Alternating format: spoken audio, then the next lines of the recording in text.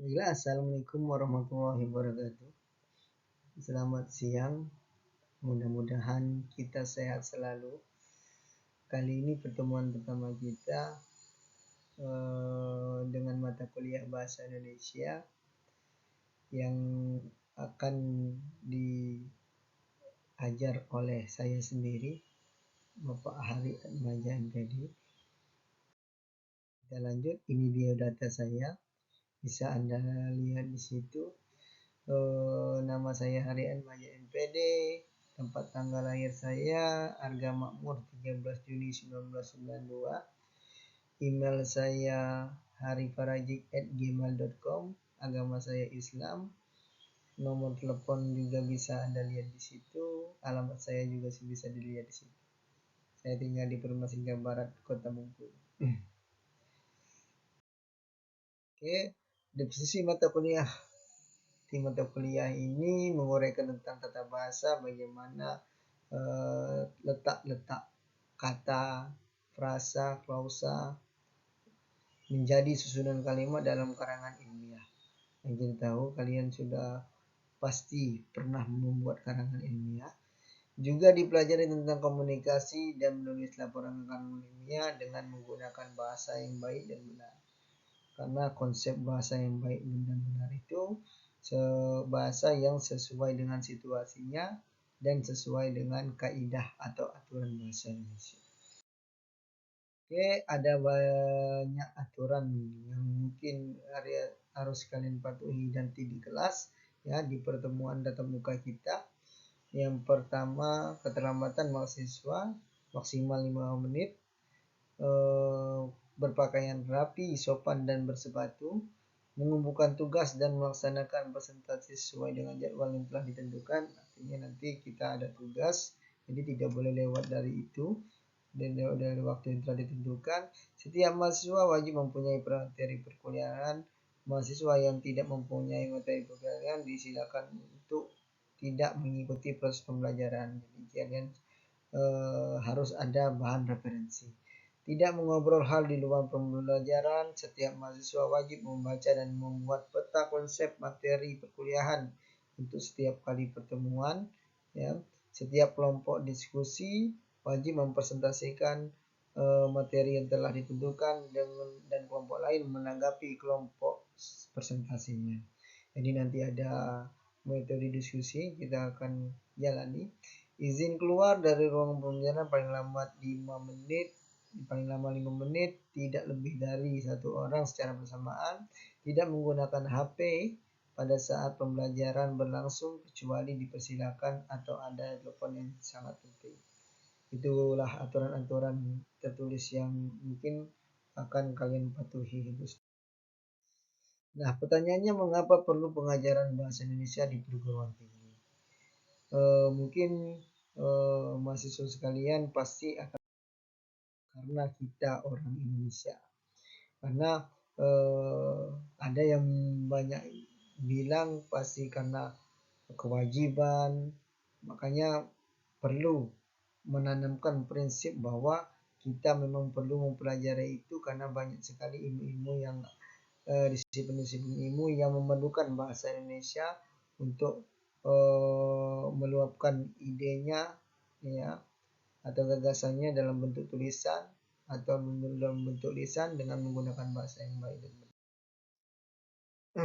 Salah satunya pengamalan Sumpah Pemuda. Sumpah Pemuda ada di poin kita, ada di poin ketiga.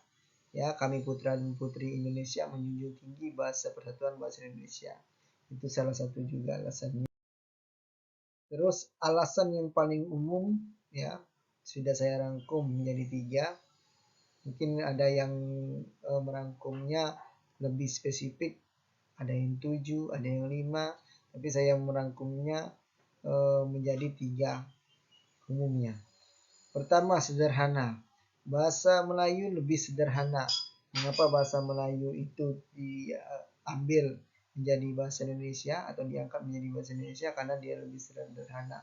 Padahal waktu zaman dulu suku Jawa itu paling banyak suku Jawa itu paling banyak karena bahasa Jawa memiliki tingkatan-tingkatan dalam penyebutan atau bahasanya, jadi tidak diambil menjadi bahasa Indonesia.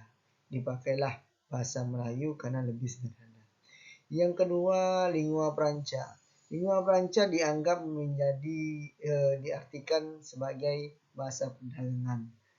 Terus yang ketiga, setiap suku setuju. Jadi semua suku setuju bahasa Melayu diangkat menjadi bahasa Indonesia. Terus yang selanjutnya ya pasal 36 juga memberikan bahwa bahasa negara kita adalah bahasa Indonesia. Nah, macam-macam ejaan ada Vanubusian, terus yang kedua melanjut ke ejaan Swandi, yang ketiga lanjut ke ejaan Melindo, dan terakhir ejaan ini sebenarnya yang kita rasakan pada saat ini. Itu dia. Terus perbedaannya Vanubusian kata huruf Y itu dilambangkan dengan J, terus huruf U dilambangkan dengan OE, huruf K dipakai dengan huruf Ain, ya, tak untuk Pak.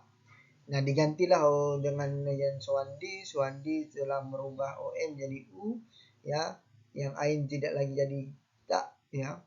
Awalan dan kata depan ditulis serangkai, ya, digabungkan dengan kata yang mengikutinya. Yang kedua dipakai untuk menggunakan kata ulang. Terus ini perbedaannya bisa Anda lihat di situ, ya, di Vanubusian dan ejaan Swandi.